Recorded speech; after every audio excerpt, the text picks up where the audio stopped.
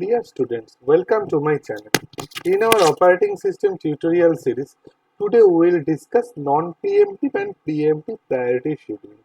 In our previous video tutorial, we have discussed about shortest job first or shortest job next scheduling algorithm. Okay.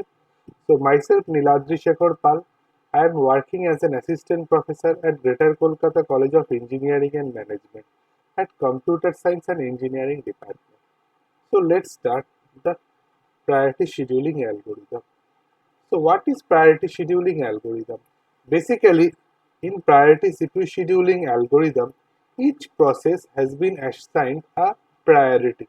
Okay, that means suppose I am giving you a condition. Suppose the priority of operating system, okay, or the priority of different system related softwares are much more than other processes, other utility softwares. Okay, so those system softwares must be executed first before the utility softwares.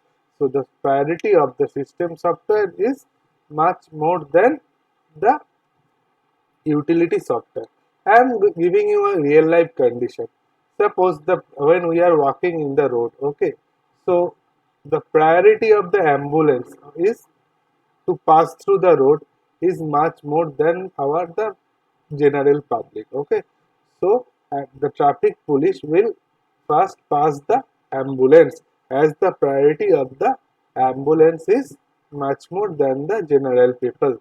So in the same way, in priority CPU scheduling, each process has been assigned a priority. Okay, and highest priority process will be executed first. Okay, so here the priority. So as you can see that here a priority is associated with each process. So each process will be assigned a priority. Next, at any instance of time out of all available processes, CPU is allocated to the process which has the highest priority. That means at any instance of time, suppose at time t1, if there are three processes are there in main memory for execution by the CPU, CPU will first check whose priority is the highest or which process has the highest priority, and CPU will execute that process as per his highest priority. Next one is equal priority processes are scheduled in first come first serve order. Suppose there are two processes P1 and P2 and both have the priority suppose 2. Okay, so both the process will execute at the same time, but it will not happen. We have to CPU will then check which process has come earlier, or we can say that whose arrival time is earlier, and the CPU will execute that process according to the arrival time, or you can say that according to first come first serve order. Next, an SGF algorithm is simply a priority algorithm, okay, where the priority is the inverse of the next CPU burst. Basically, you can consider this situation as the CPU burst time of those process which has the highest priority is less. That means whose priority is maximum. Okay, the burst time of that process is minimum. Okay, so that means the larger CPU burst, the lower priority, and vice versa. Okay, so we can say that the larger CPU burst time, the lower the priority. So the process which has the highest priority will have lower CPU burst time, or we can say that the CPU which has the larger burst time has the lowest priority. So priority scheduling, as we can see that priority scheduling can be either preemptive or non-preemptive. Okay, so what is preemptive scheduling algorithm? In preemptive scheduling algorithm, if a process starts executing by the CPU, it may not complete its complete execution. Okay, and before its complete execution, another process may start to execute by the CPU. Okay, But in case of non-preemptive scheduling algorithm, if a process start execution, then it will first complete its execution. After that, another process will start the execution. So this is the difference between preemptive and non-preemptive CPU scheduling algorithm. So in preemptive scheduling algorithm, if a process starts execution, it's not necessary that it will first complete and after that another process will start execute. But in case of non-preemptive algorithm, it is mandatory a process to complete its execution. Okay, after that another process can be start for execution. So, what is preemptive priority scheduling? So, as we discussed, if the new process arrived at the ready queue has a higher priority than the currently running process, okay, then the CPU is preempted, which means the processing of the current process is stopped, and the incoming new process with higher priority gets the CPU for its execution. Let's take a condition. Suppose there are two processes, okay, P1 and P2. Okay, so P2's arrival time is suppose 0. Okay, and the arrival time of P2 is suppose 3. So this is the arrival time. Okay, 80. 80 means arrival time. Okay, next what is next burst time. Okay, suppose burst time of P1 is 4. Okay, and burst time of P2 is 6. Okay, next come to the priority.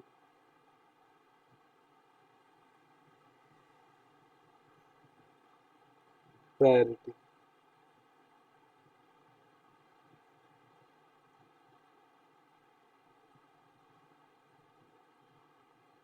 Okay, priority is 1 and this is the priority of.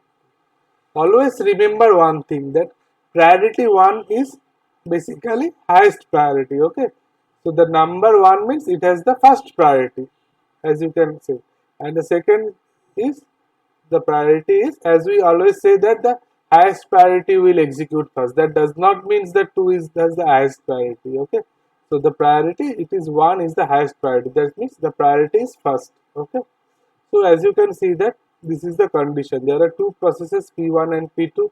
The arrival time of P1 is 0 and the arrival time of P2 is 3. Burst time of P1 is 4 and burst time of P2 is 6. Okay, and parity I am just this one make it as just make it as 2. Okay, and make it as 1. Okay, so P2 has the highest priority. Okay, so now we are at time 0. Suppose we are at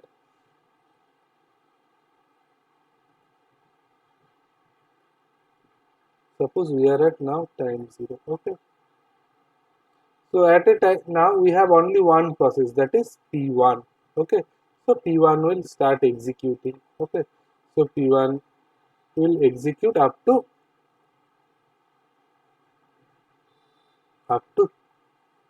3. Why 3? Because P2 will arrive at 3.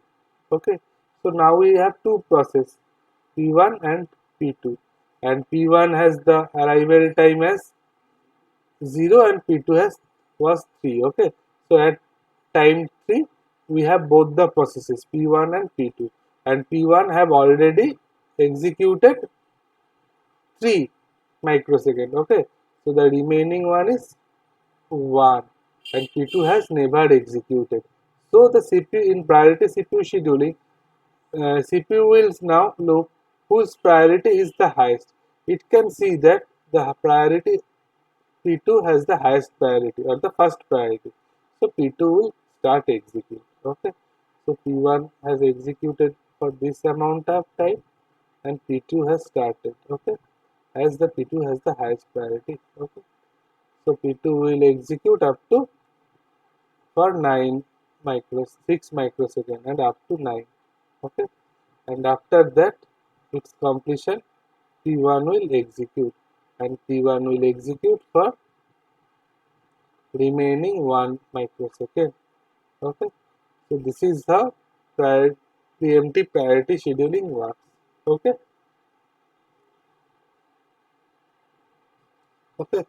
So if the new process arrived at the ready queue has the highest priority, okay, we can say that it will execute fast. Okay, the CPU is preempted, which means the processing of the current process is stopped and the incoming new process with the high priority gets the CPU for its execution.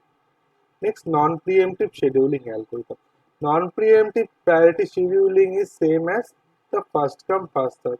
At a particular time, the CPU will check whose priority is the highest or which has the first priority or second. Okay, so according to that priority, it will execute. Okay, so if it is started execution, any process it will first complete. After that, the next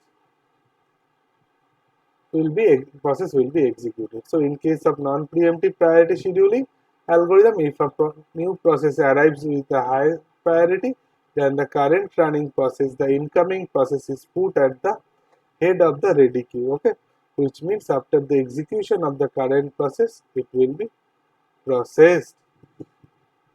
Let's now do an example. Okay, of or a problem of priority scheduling. So as you can see, there are 5 processes P1, P2, P3, P4 and P5. Okay, and the burst time and the priority are given. Okay, so you have to execute this. Okay, we will do it using preemptive scheduling algorithm. Okay, so at first we will see the NAT chart or NAT chart. So as you can see that as this is no arrival time. Okay, so you have to do it using non-preemptive scheduling algorithm as we do not have any arrival time. So as you can see that the P2 has the first priority. Okay, so as you can see that the priority of P5 is P4 is maximum, that is 5, but it is not the highest priority. Highest priority means of the first priority. Okay, so we'll take as 1 as the highest priority, that means the first priority. So P2 will execute first. Okay, so P2 will start at 0th time. Okay, we will assume that all the as there is no arrival time, we will assume that all the processes P1 to P5, P1, P2, P3 and P4 and P5 all came at the same time, that is 0. Okay, so P2 will execute first as P2 has the first priority, that is 1. Okay, and P2 will execute for 1 microsecond. Okay, so P2 has the highest priority. Okay, so P2 will execute for 1. Okay, as you can see that as the P2 has the 1 burst time. Okay, P2 has started at 0 and will completed at 1. Okay, so after that the second priority is P5. So P5 will execute at 1 microsecond and will continue for 5 microsecond and it will end at 6 microsecond. Okay, so as you can see that it will continue for 5 microsecond. Okay, so P5 will complete. Okay, and the third priority is P1. Okay, so P1 will start execute and it will start at 6 and will continue for 10 microsecond and will complete at 16 microsecond. Okay, okay. Next one is will be fourth priority. Fourth priority is P3. So P3 will start at 16 and will continue for 2 microsecond as the burst time is 2 and completed at 18. Okay, as you can see that P3 has completed at 18 microsecond. And the last priority is of P4. Okay, and P4 will start at 80 and will continue for 1 microsecond and will complete at 19. Okay, so as you can see that all the processes completed at 19 microsecond. Okay, so to check whether this problem is NatChat is correct or not, we have to add this burst time, that is 10 plus 1 is 11, 11 plus 2 is 13, 13 plus 1 is 14, 14 plus 5 is 19. So as you can see that the completion time of all the processes is also 19. So we can say that the problem is correct. Now we'll find out the waiting time. Okay. So this is the table. So waiting time for P1 is waiting. The formula of waiting time is arrive starting time minus arrival time. So what is the starting time for P1? P1 has started at 6 microseconds. Okay. So P1 has started at 6 microseconds, but P1 has arrived at 0th microsecond. So waiting time for P1 is 6 minus 0, that is 6 microsecond. Next one is for P2. So where is P2? P2 has started at 0, okay, and P2 has arrived also at 0 microsecond. So waiting time for P2 will be 0 minus 0, 0 microsecond. Next P3. P3 has started execution at 16 microsecond, okay, and P3 arrives at 0. So waiting time for P3 is 16 minus 0, that is 16. Next one is P4, okay. So what next will what is the waiting time for P4? P4 has started at, just wait, I'm just opening the marker. So what is the starting time of P4? P4 starting time is 18 and P4 has arrived at 0 microsecond. Okay. So for P4 it will be 18 minus 0, that is 18 microsecond. Okay. And for P5 it will be P5 has started at 1 and arrived at 0. Okay. So the waiting time for P5 is 1 minus 0, that is 1. So what is the average waiting time? Average waiting time will be 6 plus 0 plus 16 plus 18 plus 1. Okay, by divided by 5, and the answer will be 8.2 microsecond. So the answer is 8.2 microsecond. Next, check the turnaround time. Okay. So what will be the turnaround time? The formula of turnaround time is completion time minus arrival time. Okay. So what is the completion time of P1? So P1 has completed at 16 microsecond. Okay. So completion time minus arrival. So turnaround time for P1 is 16 minus 0, that is 16 microsecond. What is the turnaround time for P2? P2 has completed at 1 and arrived at 0. So 1 minus 0 is 1 microsecond. What is for P3? P3 has completed at 18 and arrived at 0. So 18 minus 0 will be 18 microsecond. What is for P4? P4 has completed at 19 and arrived at 0. So 19 minus 0 is 19. Okay. Next one is P5. What is the for P5? P5 completion time is 6. Okay. And P5 arrived at 0 microsecond. So 6 minus 0 is 6 microsecond. Okay. So what is the average turnaround time? Average turnaround time will be 16 plus 1 plus 18 plus 19 plus 6 divided by 5. Okay. So what is the answer? That is the answer is 12 microseconds. Okay. So let's do.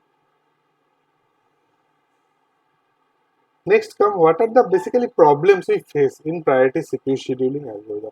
The first problem is suppose that a major problem with priority scheduling is indefinite blocking or starvation. What is indefinite blocking? Suppose you just imagine a situation that suppose the priority of a scheduling of a process is 5. Okay. So it is suppose it is 5. Okay. So a particular process priority is 5. Okay. So what will it will be executed after the processes whose priority is 1 to 4. Okay.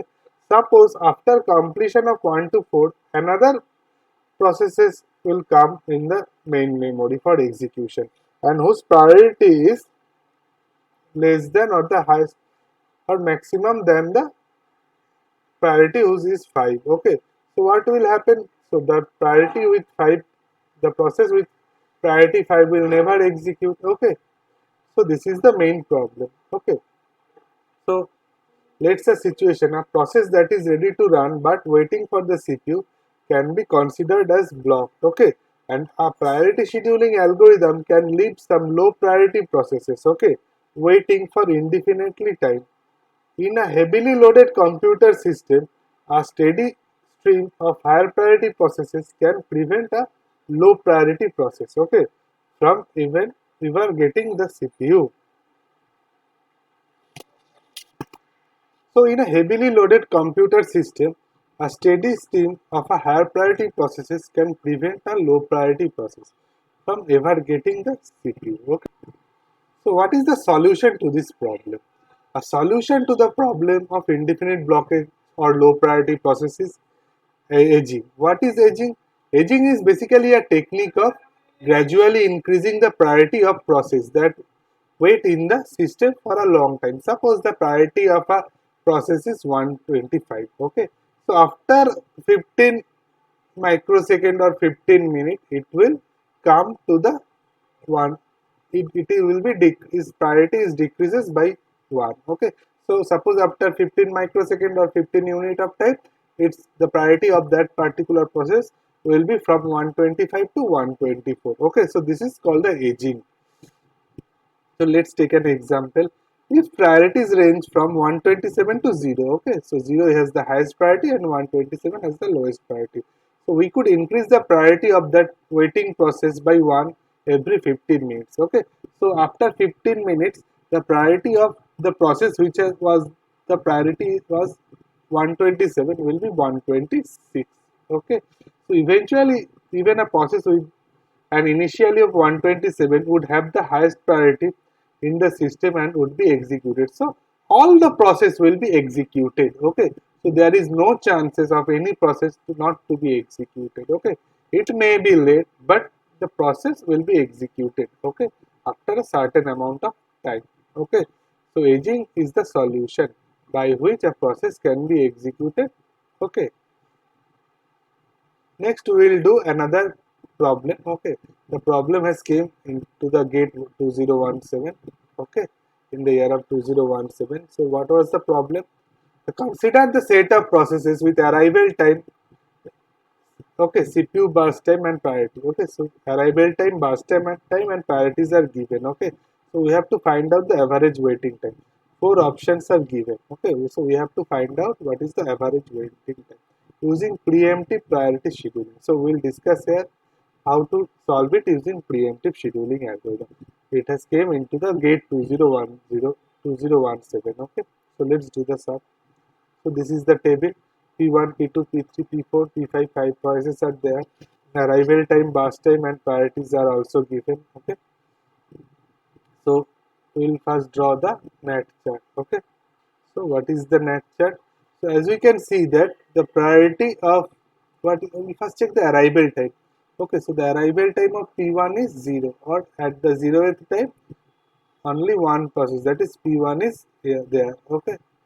So P1 will, so as you can see that there is 5 processes P1, P2, P3, P4, P5. Okay. P1, P2, P3, P4, P5 and arrival time, burst time and priorities are given. Okay. So as we can see that the arrival time of P1 is 0. Okay. So at 0th time there will be only one process, that is P1. Okay. So P1 will execute it first.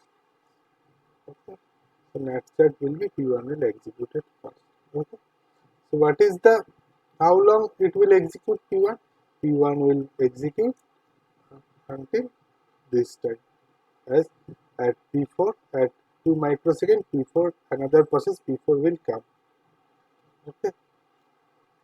So at 2 microsecond we have basically two process P1 and P4. So P1 have executed for 2. It will be 9. Okay. So now we have two processes P1 and P4. And the priority of P1 is 2 and P4 is 1. So P4 will execute. How long? So next arrival time, that is 5. Okay, so 3 microsecond it will execute. Okay, so it will be from 10 to become 7. Okay, so after that this P2 process has arrived and it has the highest priority, that is 0. So it will execute for 828 microseconds. So it will be 0. Okay, if we execute it, it will be 33. Okay, so now we have all the processes are right. Okay, so we have all the process right now. Okay, all the process came to the main memory. Only P2 has executed. Okay, so among P1, P3, P4 and P5, whose priority is lower? P4's priority is lower and it has 7 remaining burst time. Okay, so P4 will execute for 7 microseconds. After that, it will complete it. It will be 0. Okay, yes, so P4 has completed. After that, P2 has the lowest priority, so P2 will execute. Sorry, P1 will execute. Okay, so P1 will execute for remaining 9 microseconds. Okay, so P1 will be, it will be 0.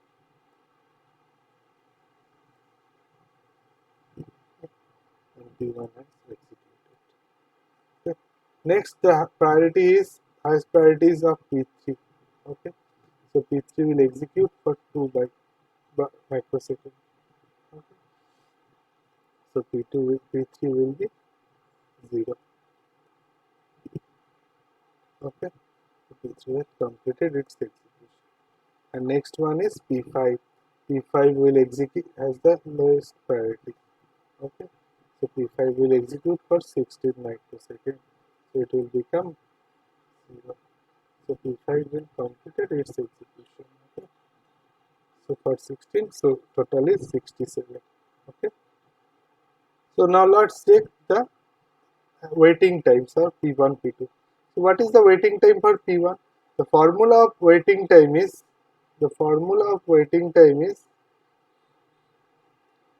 we have to check the last block of P1. So the last block of P1 is this one. And what is the starting time of this block? This is 40.